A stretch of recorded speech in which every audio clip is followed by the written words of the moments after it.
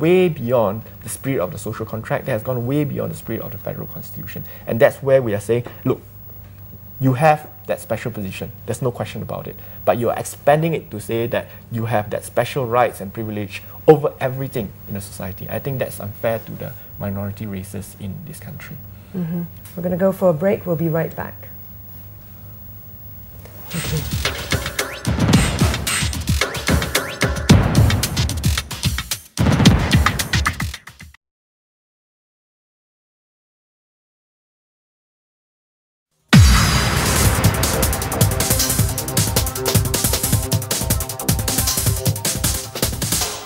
Welcome back to Point of View, where we're talking about the NEP with my first guest, Mr. Tony Pua, the DAP MP for Petaling Jaya Utara and also the DAP's National Publicity Secretary. Now, Mr. Pua, you mentioned earlier about the DAP government in Penang implementing an open tender contract, moving away from the NEP's policies. Now, I recall about March last year, there was a protest when that was announced. Now, how are you going to convince people who don't necessarily support a review or an abolishment of the NEP to see things your way?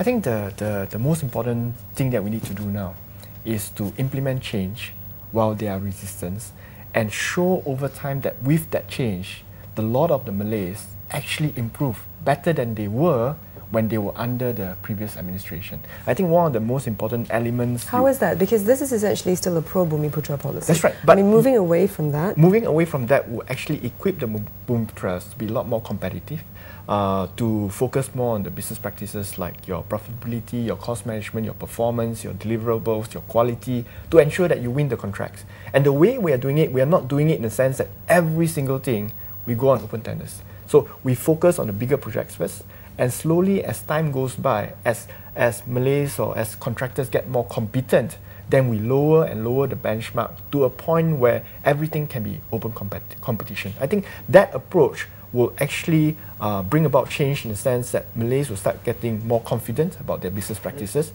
the fact that they no longer require, for example, protection in order to receive contracts. And I think that will end But why, I mean, that's a good argument, but at the same time, if I can have a cushy life and not need to have really competitive business strategies in place, and I can know that I'm going to get a contract just because of who I am. That's right. Why should I mean, what's there to convince me? There's bound to be these people who will object to it because they have had a cushy life all along. But at the same time, because there is a small minority that's been having a cushy life, the rest of the community has been left behind. Mm-hmm. So what we want to do is put aside these people who is looking for a cushy life and then bring in those who genuinely want to create a business for themselves, to create a livelihood for themselves, and genuinely wants to bring the Malay race to the next level such that they can compete equally, not only within Malaysia, but also out of Malaysia. So I think that's the objective we hope to achieve over time, and there's no better way to prove the point. I mean, we can talk about it all day, but there's no better way to prove a point than to actually implement it and successfully implement it over the next term or two in Penang. Okay, so the DAP has been in government for a year now. Yeah. How has this been received? We have been receiving initially, as you have mentioned, some level of protest, but you would notice that the protest seems to have died down. There seems to be less of protest and greater acceptance to find that, hey, actually competition is not so bad after all. No, that's what you think, but maybe they're not going to return the DAP into government in the next general election. Then we are prepared to face the voters, but we can tell from the amount of protests on the streets, we can tell by letters that are being written to the press, the type of feedback that we're getting, and we are open government, so we are out in the public, we listen to forums, we listen to feedback within our Pakatan partners as well as from Barisan Nasional, and we seem to believe, we believe that this type of opposition towards some of our policies are beginning to recede because they're saying, hey, competition is not so bad after all. I can still get contracts. Profits may be less than what I did before, but I know that I have an opportunity to win as opposed to before when I know only certain connected people can get the contracts. So I think that change is slowly coming into play, and people are beginning to realize that this is something for the better and not something retrogressive. Mm-hmm. We are not penalizing those who have the abilities and the competence to deliver. We are only penalizing those who are sitting there and hoping for fat profits. Yeah. Well, I wonder though if you think this might be political suicide, because there are still lots of Malay voters out there who are very in favour of keeping the NEP and the NEP's policies. Do you think that by going down this road, you would be essentially? I think for DAP, that has always been our position, and that has always been our Achilles heel. When we are in a constituency where we have 50% Malays, it makes it very difficult for us to win because we are painted as very anti-Malay. That's right. Not anti-Malay. I mean, we are not anti-Malay in the sense that we are anti the race. We just want to switch it to a social-economic type policy. But I think that's beginning to change.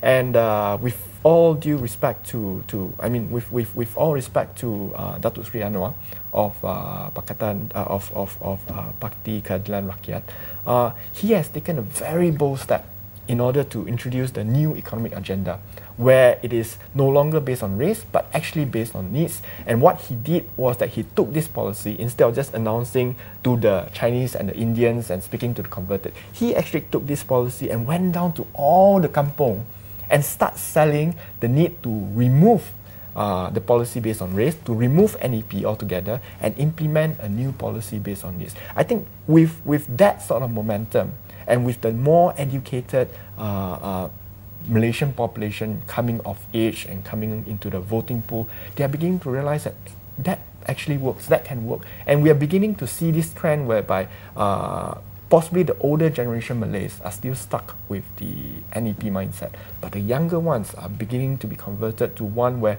they feel the need to compete. They feel the need to be part of the global system. They feel the need to be put on an equal footing with all races. And I think that is beginning to be accepted.